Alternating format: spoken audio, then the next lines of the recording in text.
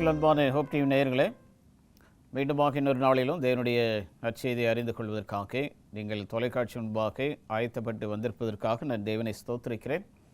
எல்லாரும் சுகமாகவும் ஆரோக்கியமாக இருப்பீர்கள் என்று விசுவாசிக்கிறேன். இந்த நிகழ்ச்சிக்கு உங்கள் யாவரையும் அன்புடன் வாழ்த்தி வரவேற்றுக் கொள்கிறேன். கண்களை மூடி ஜெபம் செய்து நாம் தியானத்திற்குள்ளாக கடந்து செல்வோம்.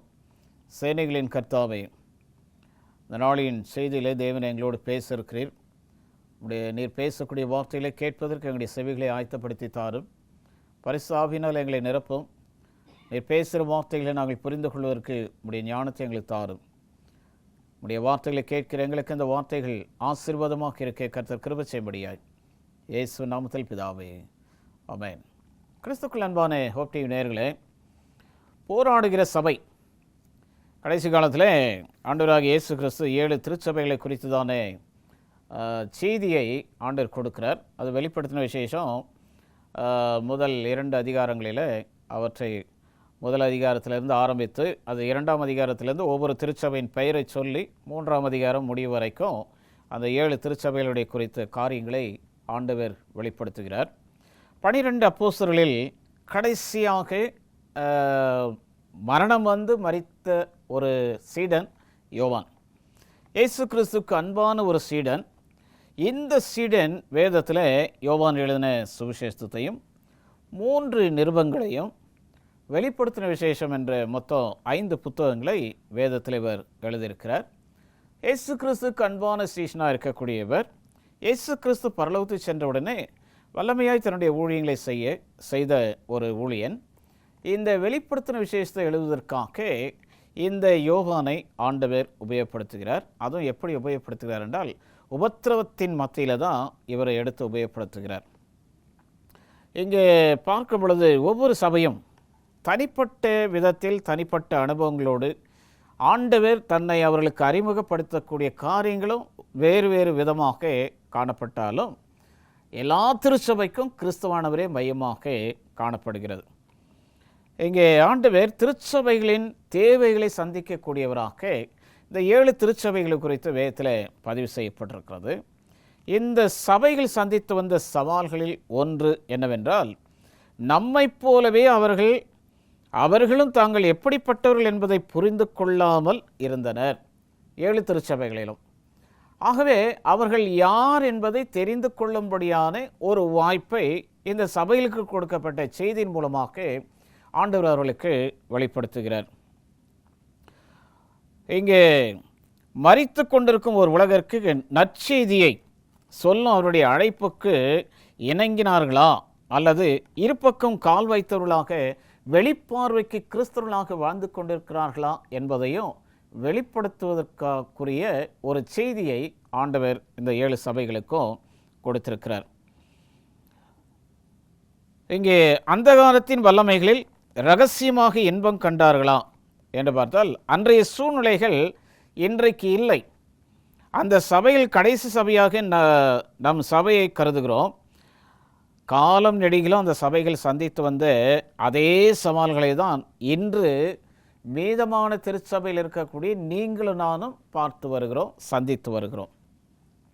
வெளிப்படுத்தல் 3ஆம் அதிகாரம் 20 லவோதிக்கா திருச்சபையை பார்த்து ஆண்டவர் சொல்லக்கூடிய ஒரு எச்சரிப்பின் செய்தி, இதோ வாசற்படியிலே நின்று தட்டுகிறேன், ஒருவனின் சத்தத்தை கேட்டு கதவை திறந்தால் அவனிடத்தில் நான் பிரவேசித்து அவனோட போஜனம் பண்ணுவேன், அவனும் என்னோட போஜனம் பண்ணுவான் என்று ஆண்டவர் சொல்லுகிறார்.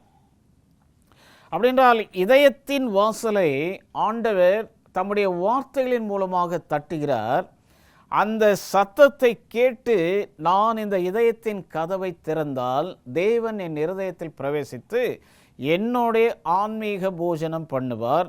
நானும் எனக்கு அறியாததை எனக்கு எட்டாததை அவரோடு சேர்ந்து அந்த ஆன்மீக போஜனத்தை புசிப்பதற்கு நானும் ஆயத்தமாவேன் என்பதில் சந்தேகமில்லை.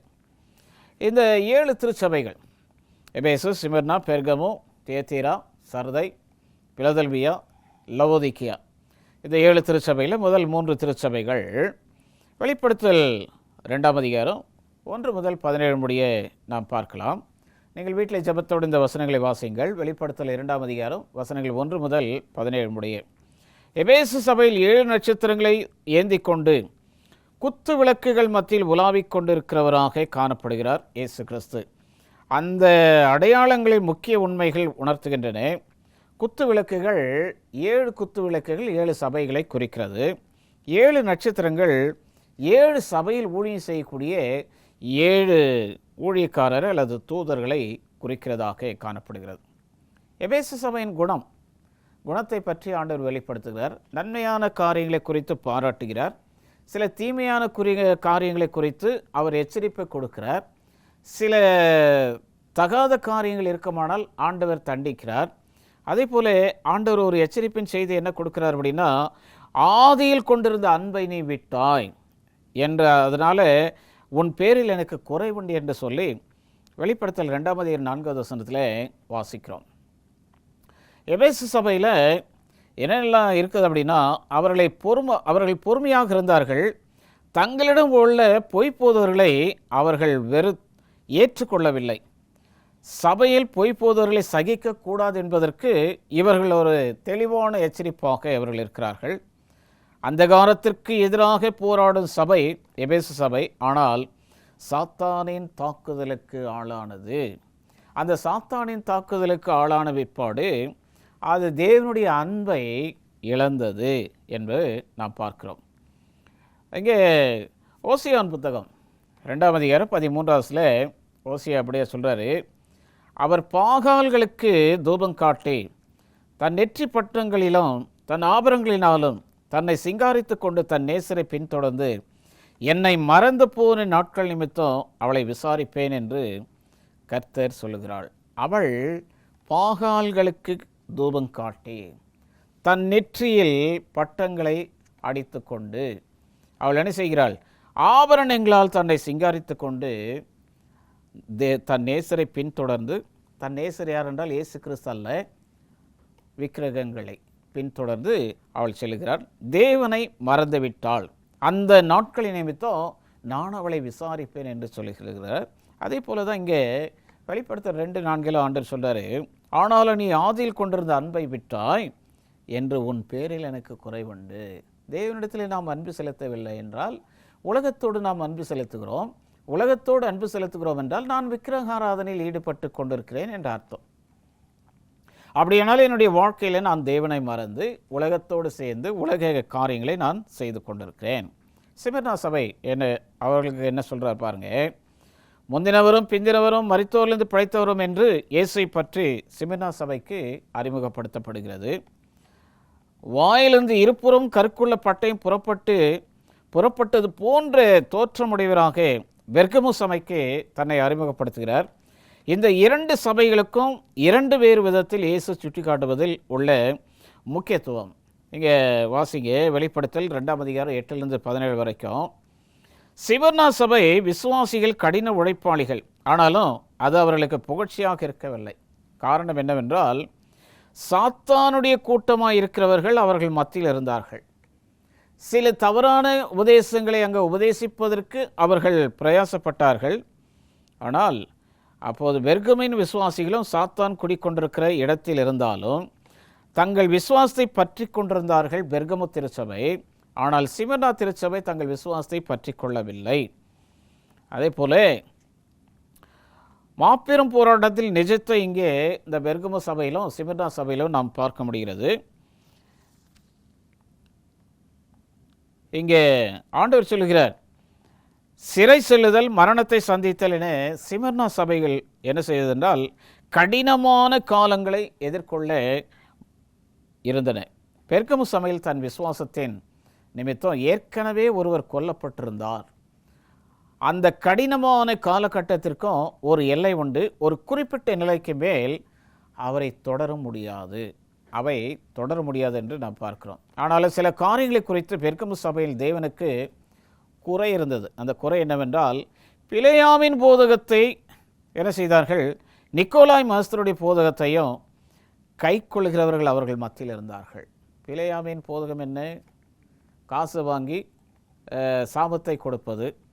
நிக்கோலாய் மதஸ்தருடைய கொள்கை, அவர்கள் தேவனுக்கு விரோதமான காரியங்களை திருச்சபைக்கு கொண்டு வந்து அந்த காரியங்களை செய்ய இருந்தார்கள்.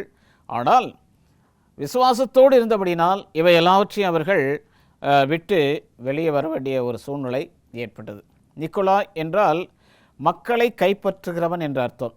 பிலேயாம் என்றால் மக்களின் அழிவு என்ற அர்த்தம். ராஸ்கோ ஸ்டெப்னோவாக் சபையில் மத புரட்டு தொடர்ந்ததால் தாம் நேரடியாக வந்து தமது வாயிலிருக்கும் பட்டயத்தால் அவர்களோடு யுத்தம் பண்ணுவதாக சபை முழுவதற்கும் ஆண்டவராகிய இயேசு கிறிஸ்து எச்சரிக்கிறார். தியத்தீரா, சர்தை, பிலதெல்பியா அடுத்த 3 சபைகளை பற்றி நாம் பார்க்க இருக்கிறோம்.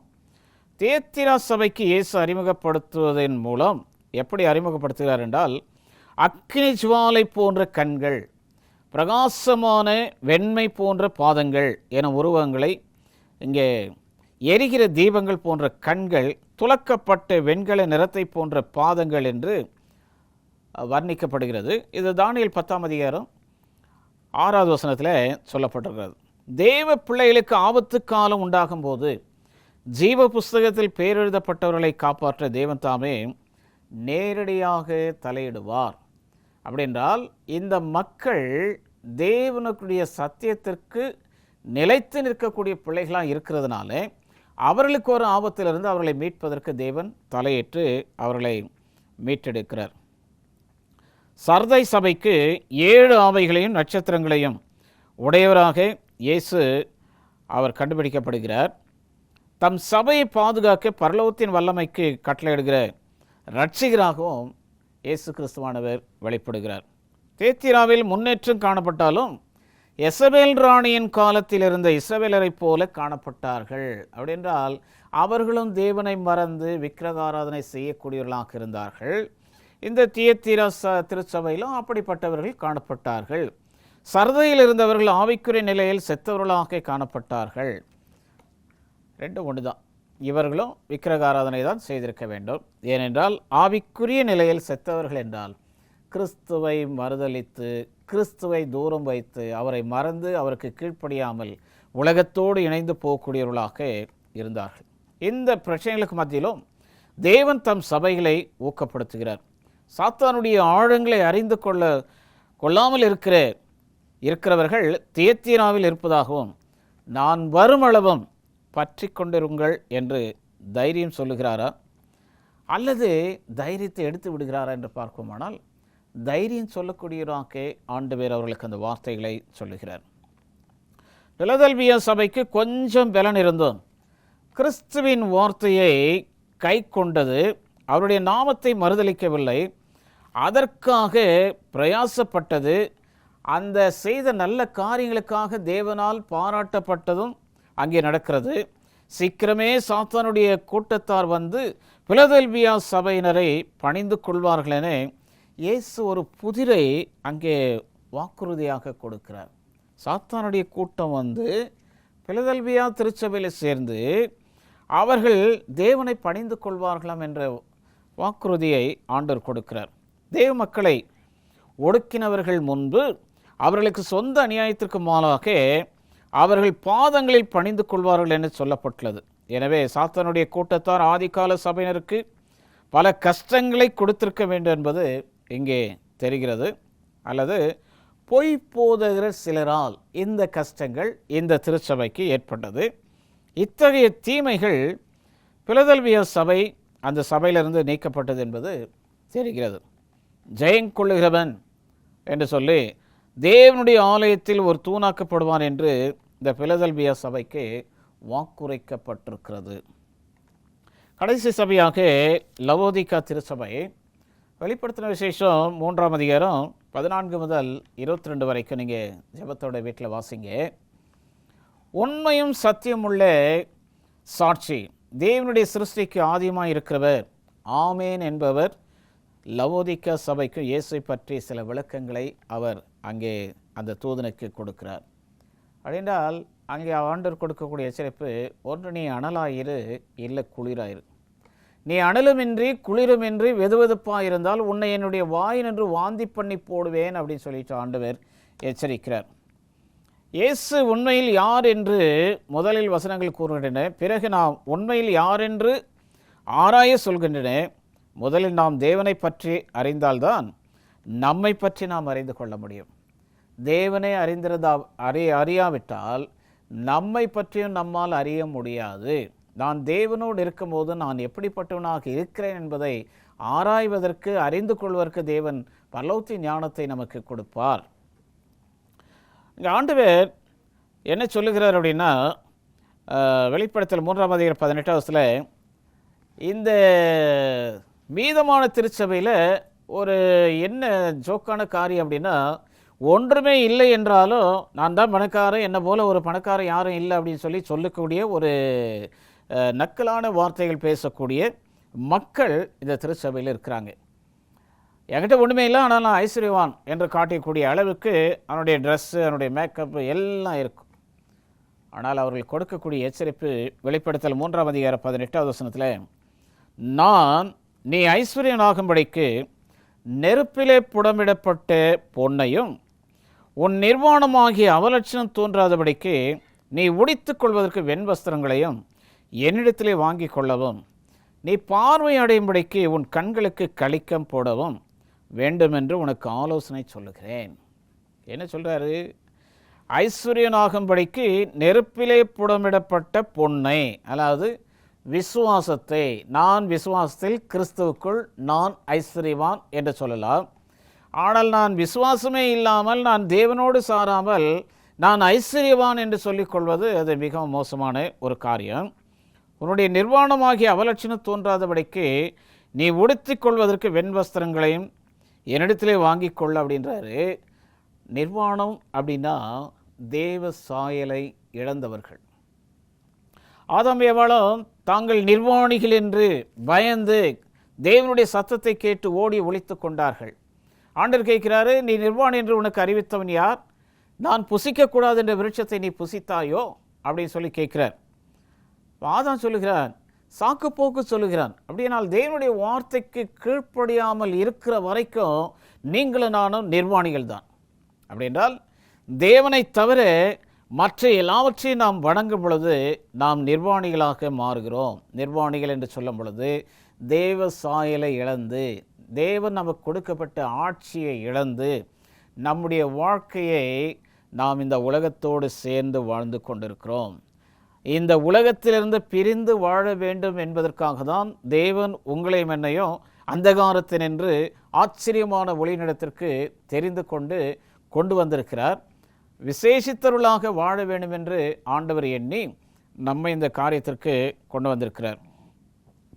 அப்படியானால் நம்முடைய கண்கள் கிறிஸ்துவை நோக்கி பார்க்க வேண்டும். அதற்காக தான் களிக்கும் கொடுக்கப்படுது. குதிரைக்கு எப்படி அந்த 2 கண்களுக்கும் அது கொடுக்கப்படுகிறதோ அது நேராக செல்ல வேண்டும், அங்கும் இங்கும் சாயாதபடிக்கு போகாதபடிக்கு ஒரே ஸ்ட்ரைட்டாக போவதற்காக அந்த இது போடப்படுகிறது. அதே போல் ஒவ்வொரு கிறிஸ்துவனுடைய பார்வையும் கிறிஸ்துவின் மேல் இருக்க வேண்டும், தவிர உலகத்தின் மேல் அல்ல. கிறிஸ்துவின் மேல் நம்முடைய பார்வை இருக்கும் பொழுது கிறிஸ்துவானவர் அவருடைய நோக்கம் என்னவென்றால் அவருடைய பார்வை நம்மேல் இருக்கும்.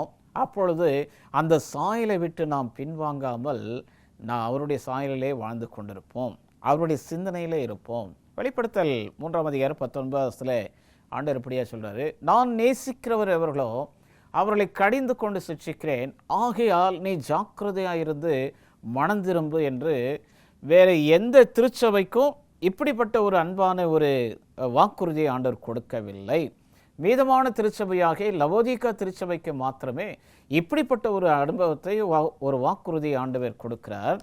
ஆண்டவர் இவ்வளவு காரியங்கள், நான் அனலும் இல்லை, நான் குளிரும் இல்லை, நான் வெதுவெதுப்பாக இருக்கிறேன், ஒரு வேளை நான் அனலாக இருந்தால் நன்றாயிருக்கும் அல்லது குளிராக இருந்தால் நன்றாயிருக்கும் என்றால் நான் கிறிஸ்துவிடம் வந்து கிறிஸ்துவனாக வாழ வேண்டும் அல்லது உலகத்தோடு சேர்ந்து உலக பிரகாரமாய் நான் வாழ வேண்டும். நான் கிறிஸ்துவனிடத்தில் நான் வரும் பொழுது ஆண்டவர் என்னை நேசிக்கிறார்.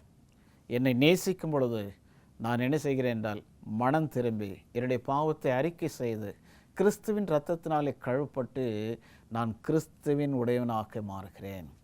அதுதான் அவர் இந்த வசனத்தை சொல்லிட்டு அந்த 20வது வசனத்தில் சொல்கிறாரு, இதோ வாசற்படியிலே நின்று தட்டுகிறேன். அப்படின்னால் நான் நேசிக்கிறவர்களோ அவர்களை கடிந்து கொண்டு சிட்சிக்கிறேன் அப்படின்றாரு. அந்த சிட்சையிலிருந்து நாம் தகுந்த பாடங்களை கற்றுக்கொண்டு கிறிஸ்துவின் உடையவர்களாக மாறும் பொழுது திருவசனத்தின் மூலமாக தேவன் நம்முடைய உள்ளத்தை தட்டுகிறார். அந்த உள்ளத்தை திறக்கும் பொழுது அவரோடு சேர்ந்து நீங்களும் நானும் போஜனம் பண்ணக்கூடியவர்களாக இருப்போம். அப்படின்னா திருவசனங்களை இன்னும் மென்மேலும் ஆராய்ந்து அறிந்து கொள்வதற்கு உண்டான வழியை ஆண்டவர் நமக்கு கொடுக்கிறார். கிறிஸ்துக்குள் அன்பான தேவனுடைய பிள்ளைகளே, நண்பர்களோடு அமர்ந்து சாப்பிடுவது போல இயேசு அவருடையவர்களோடு உட்கார்ந்து சாப்பிடக்கூடிய அளவுக்கு, அந்த ஆன்மீக உணவிற்கு அந்த அளவுக்கு ஆண்டவர் மரியாதை செலுத்தி நம்மை நேசிக்கிறார். காட்ஸ் அமேசிங் கிரேஸ் என்ற புத்தகத்தில் 42வது பக்கத்தில் அம்மையார்படியாக எழுதுகிறாங்க, தேவனைப் போலவே தேவ பிரமாணமும் பரிசுத்தமானது என்பதால் அந்த பிரமாணத்தை மீறினால் தேவன் மாத்திரமே பாவ நிவர்த்தி செய்ய முடியும். விழுந்து போன மனிதனை பிரமாணத்தின் சாபத்திலிருந்து மீட்கவும் அவனை மீண்டும் பரலோகத்தோடு இசைந்திருக்க செய்யவும் கிறிஸ்துவை தவிர வேறு ஒருவராலும் முடியாது. பாவ குற்றத்தையும் அவமானத்தையும் கிறிஸ்துதாமே சுமக்க வந்தார். பரிசுத்த தேவன் பாவத்தை மிகவும் வெறுக்கிறார். அது பிதாவையும் அவருடைய குமாரனையும் கூட பிரிக்க வேண்டியதாயிற்று. அழிவுக்கு ஏதுவான இனத்தை மீட்க இக்கட்டின் அடிமட்டம் செல்ல ஆண்டவர் என்ன செய்தார்? தம்மை தாம் தாழ்த்தி இந்த உலகத்திற்கு வந்தார். இங்கே என்ன சொல்லப்படுகிறது என்றால், ஆண்டவர் தேவன் பாவத்தை வெறுக்கிறார், பாவிகளை நேசிக்கிறார். அவர் என்னை நேசிக்கிறதுனால் இந்த உலகத்திற்கு வந்து தம்முடைய நேசத்தினால் தம்முடைய நேச குமாரன் இந்த உலகத்துக்கு அர்ப்பணித்து அவரை கல்வாரி சிலுவையில் ஒப்பு கொடுத்து அவர் சிந்தின இரத்தத்தினாலே அவருடைய அன்பு வெளிப்பட்டு அந்த இரத்தத்தினாலே நான் பாவத்தில் இருக்கக்கூடிய என்னை கழுவி சுத்திகரித்து என்னை தம்முடைய மகனாக அவர் மாற்றுகிறார். கிறிஸ்துக்குள் அன்பான தேவனுடைய பிள்ளைகளே, யோவான் எழுதின இந்த காரியங்களை நாம் பார்க்கும் பொழுது நம்முடைய வாழ்க்கையில் நாம் எப்படிப்பட்ட கிறிஸ்தவர்களாக வாழ்ந்து கொண்டிருக்கிறோம்?